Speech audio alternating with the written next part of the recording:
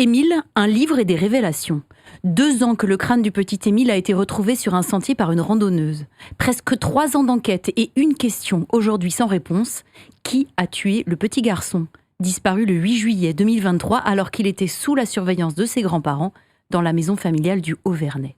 Je suis Pauline Revenat, vous écoutez un nouvel épisode d'Affaires suivantes, le podcast inédit.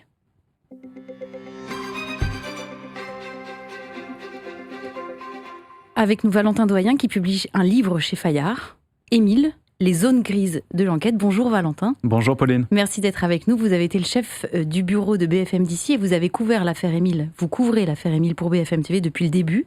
Et dans ce livre, vous revenez sur les zones grises de l'enquête. Vous allez nous révéler des informations inédites parce que vous avez pu rencontrer la famille Vedovini, les grands-parents d'Émile, toujours au cœur des interrogations. Alors, ma première question, elle est simple. Vous avez pu les rencontrer à 2 reprises. Dans quel esprit est-ce que vous allez les voir et quelles sont les circonstances de ces rencontres ? J'ai peur, je suis apeuré. J'ai écrit 2 lettres pour aller les rencontrer. Une lettre qui leur est adressée, une lettre qui est adressée à Colomban et Marie, les parents du petit Émile. Et je veux leur expliquer ma démarche. Quelle est cette démarche ? Pourquoi je souhaite écrire un livre ? Pourquoi j'ai pu parfois les blesser en exerçant mon métier que j'aime tant ? Et bien j'arrive à les rencontrer, les grands-parents. Et c'est vrai que j'ai peur. Je suis un peu tétanisé parce que je me dis, voilà, 2 ans après le début de mon enquête, je vais pénétrer probablement l'intimité de gens qui ont été parfois écornés par mon travail. Je ne sais pas ce qu'ils vont penser de moi, je ne sais pas ce qu'ils vont me dire, comment ils m'attendent, dans quel état d'esprit ils sont. Et puis ce sont des personnes qui ont été placées en garde à vue et qui ont été soupçonnées et qui sont peut-être encore soupçonnées au moment où je les rencontre, soupçonnées d'avoir fait du mal à leur petit-fils et d'avoir caché leur corps. Donc j'ai peur. Alors vous dites que la famille, elle est écornée peut-être par le travail que vous avez fait, mais elle est surtout brisée par ce poids de l'affaire non résolu. Vous racontez donc les 47 heures de garde à vue. Il faut rappeler à ceux qui nous écoutent que c'était 4 gardes à vue simultanées. Le grand-père, la grand-mère, l'oncle et la tante qui sont placés dans 2 endroits différents.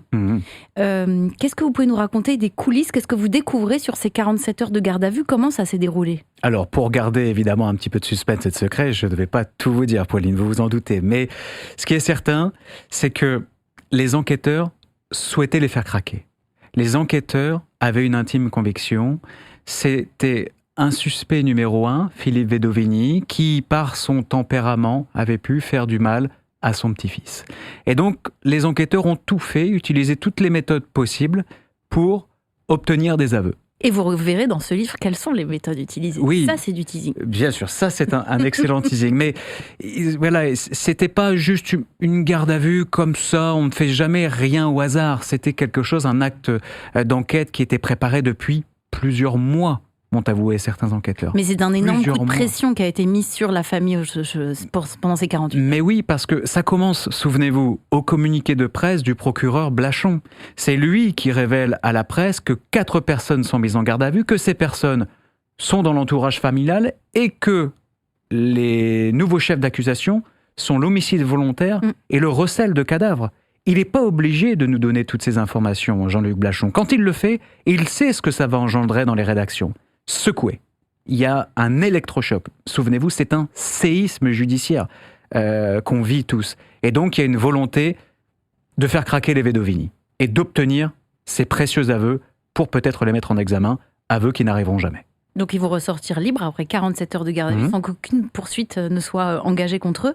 Et vous rappelez, et je pense que c'est utile et précieux de le rappeler, qu'il n'y a qu'une seule question qui vaille aux yeux, notamment des parents d'Émile à qui vous avez pu remettre une lettre, en tout cas la maman d'Émile. Qui a tué ce petit garçon ? Et c'est ça qui obsède tous les acteurs du dossier. Et évidemment, c'est ça qui tend la famille qui ne veut pas qu'on oublie cette interrogation. Mais c'est la priorité et on peut les comprendre. Nous, on fait notre métier de journaliste. On a sorti des infos, on s'est intéressé au passé des grands-parents, au passé des parents. On s'est intéressé à un jeune agriculteur, à des ouvriers bulgares. Bon, des pistes, il y en a eu beaucoup. Parce que notre métier, c'est aussi d'informer, c'est aussi d'intéresser les gens. Et je l'explique dans le livre. Parfois, moi, j'ai été trop loin et c'est un système qui va trop loin parce que des gens sont très consommateurs de cette information. Jusqu'où on va ? C'est une des interrogations de votre livre. Jusqu'où on va.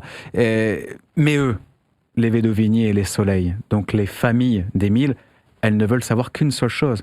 Qui a fait du mal à cet enfant ? Quand ? pourquoi. Et aujourd'hui, plus de 2 ans et demi après, on ne sait toujours pas le principal. La piste familiale, elle reste sur la table. On l'avait révélé en janvier dernier. Il y avait une perquisition des vélos dans la maison du Haut-Vernay. On l'apprend en janvier, mais les perquisitions avaient lieu en décembre 2025. On apprend aujourd'hui 2 choses, que les vélos ont été rendus et qu'il y a un autre lieu qui a été perquisitionné en même temps. Oui, c'était en réalité les vélos étaient à 2 endroits différents. Ils étaient à la fois dans la résidence secondaire du Vernet, mais également dans la résidence principale de la Bouilladis. Il y a eu divers objets également qui ont été saisis et rendus depuis. Donc on peut imaginer, et vous avez plus d'expérience que moi dans ce domaine judiciaire, que s'il y avait la moindre preuve, l'objet n'aurait pas été rendu et ça serait ce qu'on appelle un scellé en cas de procès. Donc si tout est rendu, c'est que la justice aujourd'hui ne va pas se servir de ces vélos ou de ces objets pour faire manifester la vérité. C'était donc une porte qu'il fallait refermer. Une énième porte qu'il faille refermer et plus de 2 ans et demi après les faits, la justice, les magistrats et les enquêteurs ferment toujours des portes. Alors dans votre livre, Émile, on en apprend un peu plus aussi sur Maximin, qui est l'oncle d'Émile qu'on connaît pas bien en fait dans ce dossier. On a compris qu'il avait été mis en garde à vue avec sa sœur et ses 2 parents. Qu'est-ce que vous pouvez nous dire de plus sur Maximin et pourquoi ça le relie à l'enquête? Pourquoi est-ce que les enquêteurs tournent autour de lui? Les enquêteurs tournent autour de lui parce que c'est l'oncle le plus âgé qui est présent au Haut-Vernay lors de la disparition de l'enfant. Les 2 enfants les plus âgés sont Marthe et Maximin. Ce sont les 2 qui ont été placés en garde à vue avec leurs parents, Anne et Philippe Bedovini. Maximin, comme son père, comme sa sœur, comme sa mère, a activement cherché l'enfant, justement avec un vélo. Lui, c'est un grand sportif, Maximin. Il connaît le territoire par cœur. Lorsqu'il a décidé de chercher son neveu, il a pris un vélo pour aller le plus loin possible, rapidement. Moi, il y a des gens qui le connaissent, qui m'ont expliqué qu'il a cherché Émile 3 jours et 3 nuits. Donc, forcément, c'est quelqu'un qui intéresse les enquêteurs parce que les Bedovini sont les membres de la famille qui sont les derniers à avoir vu Émile vivant. Donc c'est tout à fait logique qu'ils ont intéressé, qu'ils intéressent encore les enquêteurs, même si, je le révèle, il y a des zones d'ombre dans la famille, mais il y a des zones d'ombre ailleurs aussi. Alors, zone d'ombre, zone grise, on va reprendre ce dossier avec vous. Votre livre, il a le mérite, Valentin, de remettre à plat tous ces presque 3 ans d'enquête. Et ce que vous nous révélez, et c'est sans doute le dernier chapitre qui est le plus fourni en informations, mais peut-être faut-il commencer par le début, savourer le dernier. Il y a des informations que vous nous révélez, notamment sur les biotopes, sur l'endroit où pistent les chiens et les ADN. Alors, on va reprendre dans l'ordre. D'abord, moi, ça m'intéresse beaucoup, l'endroit où pistent les chiens. On a beaucoup dit que ces chiens très expérimentés avaient marqué au lavoir. En lisant votre livre, on comprend que c'est pas si simple que ça, pas si clair que ça. Non, c'est pas si clair que ça. Ce lavoir, c'est avant tout, à mon sens, une déduction journalistique. Logique, parce que cet enfant est vu descendre le hameau par 2 témoins oculaires. Ça, c'est factuel. Et en bas du hameau, il y a une patte doigt pour faire un demi-tour, un triangle de terre et un lavoir, et des clapiers à lapin. Donc, tout à fait logique. Et les chiens y sont allés. Mais ils peuvent y aller, ils peuvent suivre une trace sans marquer. Alors, est-ce qu'ils ont marqué ?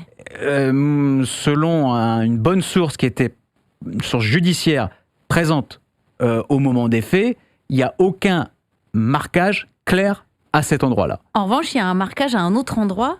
Il se fait plus au nord. Du hameau, à environ moins de 10 minutes à pied. C'est une cabane.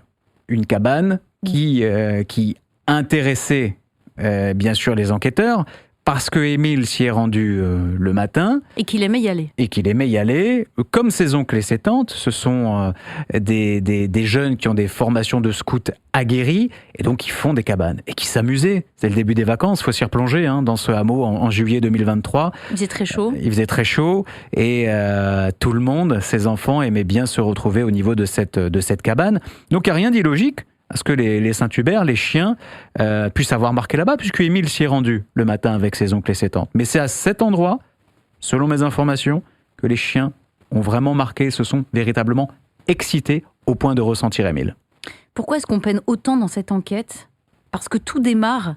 Alors effectivement, Émile échappe à la surveillance de ses grands-parents, mais ce qui va sceller en fait l'enquête, ce sont ces 2 témoins dont vous venez de parler, qui sont à proximité de la maison, dans ce chemin descendant, et qui voient quoi exactement ? Mais qui voient tout d'abord l'enfant descendre, pour les 2 témoins.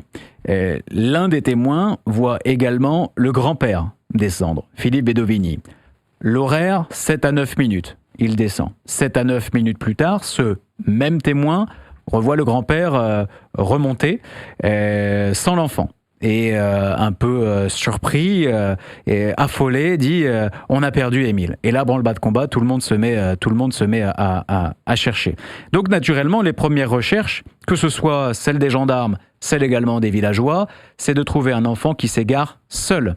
Avec du recul, c'est facile à dire aujourd'hui, mais avec du recul, naturellement, on peut imaginer que les recherches auraient été différentes si tout le monde avait su qu'Émile était probablement mort et caché. Parce que vous révélez aussi, alors le nombre de biotopes, on va y revenir, là ça fait 2 ans, jour pour jour, enfin le week-end dernier, qu'on a retrouvé des ossements, le crâne d'Émile sur ce sentier de randonnée grâce, vous l'expliquez aussi dans le livre, à une randonneuse. Qu'est-ce que vous découvrez sur l'état de ces ossements et sur l'ADN qui a été retrouvé soit sur le crâne, soit sur une partie des vêtements qui avait été disposée, rappelons-le, à quelques mètres de ces ossements ? Il y a des scientifiques, évidemment, qui livrent diverses hypothèses. Et c'est pour ça que, à la sortie du livre et à la sortie de mon enquête, j'explique que le doute est permis. Parce qu'il faut toujours douter. On ne peut pas dire aujourd'hui ce qui est arrivé au petit Émile. Moi, je ne peux pas le dire, et je pense que si le procureur ne le dit pas, c'est qu'il ne peut pas le dire non plus. Parce qu'il y a plusieurs hypothèses qui sont sur la table. Des hypothèses plus ou moins marquantes, plus ou moins importantes, ce qui explique pourquoi les enquêteurs favorisent des actes d'enquête pour fermer une à une les portes. Il s'avère qu'il y a un gros travail qui a été fait sur les ossements et les vêtements par un professeur qui s'appelle le professeur d'Outremepuis, considéré comme le pape de l'ADN en France et bien au-delà. Lui, il était très content au moment de ses découvertes. Pourquoi ? Parce qu'il avait isolé de nombreuses traces ADN étrangères à celles de la famille. Mais sur ces ossements et sur les vêtements. Ossements, vêtements, essentiellement les vêtements. Il s'est avéré qu'il y avait beaucoup de contamination, c'est-à-dire de la pollution. Expliquez ce que ça veut dire contamination. Ça veut dire des gens qui auraient manipulé ? Exactement, c'est-à-dire des gens qui n'ont aucun lien avec la disparition et la mort de l'enfant et qui, en manipulant les ossements et les vêtements, ont laissé leurs ADN. Regardons cette table, là, on est ensemble, il y a mon ADN dessus, voilà. Pour autant, si on devait rechercher quelque chose, on trouverait le mien, le vôtre, et on serait peut-être pas impliqué sur ce qui est arrivé sur cette table. Mais là, c'est un petit peu la même chose, sauf qu'on est sur une affaire criminelle, et que la contamination, forcément, c'est difficile à accepter pour les parties civiles, difficile à accepter également pour le professeur d'Outremepuis, ce qui le pousse, lui, mais également d'autres dans ce dossier, il n'y a pas que lui, à regretter peut-être l'intervention dans un premier temps de l'IRCGN, le laboratoire de la gendarmerie nationale, qui a commis ces contaminations. Voilà. Alors, est-ce que ces contaminations peuvent empêcher la manifestation de la vérité, polluer l'enquête? En l'état, non. Pourquoi? Parce qu'il y a 2 choses que les gens doivent comprendre. Un ADN, on peut toujours l'exploiter scientifiquement. Est-ce qu'on peut l'exploiter judiciairement? C'est là où c'est difficile. On peut très bien trouver un ADN, mais s'il est mélangé à un ADN de contamination, d'un point de vue judiciaire, avec un bon avocat, ça peut malheureusement échouer et faire capoter une enquête. Est-ce que la vérité sera possible un jour, selon vous? Un enquêteur vous confiait, Valentin, et je pense que c'est une des clés de votre livre. On trouvera sans doute la vérité, mais pas forcément l'auteur. Est-ce que vous partagez cet avis? Alors moi, je me range derrière celles et ceux qui savent. Je suis très modeste dans ce dossier. Moi, je fais confiance aux personnes qui m'expliquent. Quand j'entends le général Berthelin, l'ancien patron de la section de recherche de Marseille, qui était en première ligne pendant des mois avant d'aller dans l'Oise, qui me dit « Valentin, cette affaire est la plus mystérieuse de ma carrière ». Il a une carrière qui est incroyable. Quand le procureur Blachon me dit « Il y a forcément un avant et un après, c'est l'affaire d'une carrière ». Même mot d'Isabelle Colombani, l'avocate de Philippe Vedovini, qui en a vu en matière pénale. Mais je me dis que c'est vraiment très compliqué, que c'est difficile et que la vérité, on ne l'aura peut-être jamais. Il faut imaginer quand même et dire aux personnes qui nous écoutent que la section de recherche de Marseille, c'est la plus grande de France. Elle est plus grande en termes de moyens que celle de Versailles. Il y a encore aujourd'hui, à l'heure où l'on se parle, 6 gendarmes qui travaillent jour et nuit sur ce dossier. Ils ont été jusqu'à 15. Donc les moyens... Ils ne désarment pas. Mais ils ne désarment pas, c'est des millions d'euros qui ont été dépensés à juste titre pour faire manifester et éclore la vérité. Si on en est toujours là 2 ans et demi après, c'est que, et c'est ça tout l'objet de mon livre, c'est que oui, on peut avoir des certitudes, on peut avoir des intimes convictions, et c'est tout à fait sain et c'est tout à fait logique. Pour autant, le doute est permis. Je pense qu'il faut prendre un petit peu de recul pour se dire, ah oui, sur le papier c'est simple, mais dans la réalité, c'est vraiment très compliqué. Et alors vous, votre intime conviction ? Je la donnerai jamais. Je la donnerai jamais parce que je serais plus crédible d'un point de vue journalistique. Mais vous en avez une. Ah, mais j'en ai une comme tout le monde. Pour autant, je trouve toujours, et ça c'est factuel, je trouve toujours, quand j'ai une idée, un élément, un grain de sable qui va me faire dire « Ah bah non, c'est pas possible ». Qui remet le doute. Mais oui. Mais c'est l'exercice du doute qui est sain. Exactement. Et le général Berthelin m'avait dit une fois, un bon enquêteur, c'est un enquêteur qui doute. Je pense que c'est aussi valable pour un journaliste. Est-ce que vous serez encore longtemps obsédé, du point de vue positif, habité par cette affaire ? Je pense que l'affaire Émile, je la croyais comme l'affaire d'un samedi. C'est devenu l'affaire d'une vie. J'ai 35 ans, je ne sais pas de quoi demain sera fait. Mais on ne peut pas se détacher de ça. J'ai tissé trop de liens avec les villageois, avec des magistrats, avec des enquêteurs, avec des parties civiles, avec des avocats. Trop de liens pour arrêter définitivement.